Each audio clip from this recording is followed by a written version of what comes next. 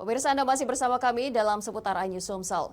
Satuan Lalu Lintas Polres Ogan Komering Ulu menguji ribuan knalpot brong penyitaan menggunakan alat khusus.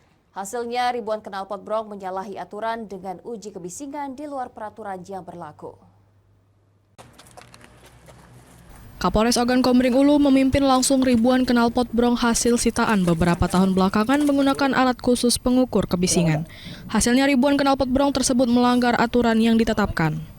Knalpot brong itu sendiri merupakan hasil razia Satuan Lalu Lintas selama kurang lebih 1 tahun belakangan. Knalpot sepeda motor itu sendiri ditinggal pemiliknya lantaran tidak mampu melengkapi surat-surat resmi yang ditentukan.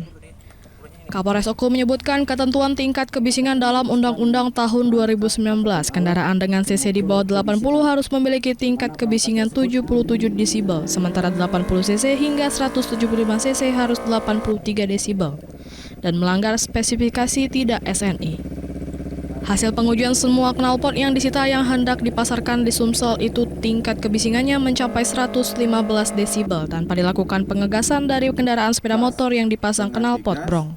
Muncul knalpot dengan kategori tidak layak jalan sesuai dengan Undang-Undang Lalu Lintas Angkutan Jalan nomor 22 tahun 2009 pasal 285 ayat 1, di mana ketentuan layak jalan sesuai dengan pasal itu maka memenuhi unsur pelanggaran lalu lintas. AKBP Imam Zamroni menyebutkan ribuan knalpot brong itu sendiri akan dilakukan penyelidikan lebih lanjut. Jika memang mempunyai kekuatan hukum tetap, maka pihaknya akan memusnahkan atau dimanfaatkan sebagai contoh pelarangan knalpot brong khususnya di wilayah Oku. Dari Ogan Komering Ulu, Widari Agustino, iNews melaporkan.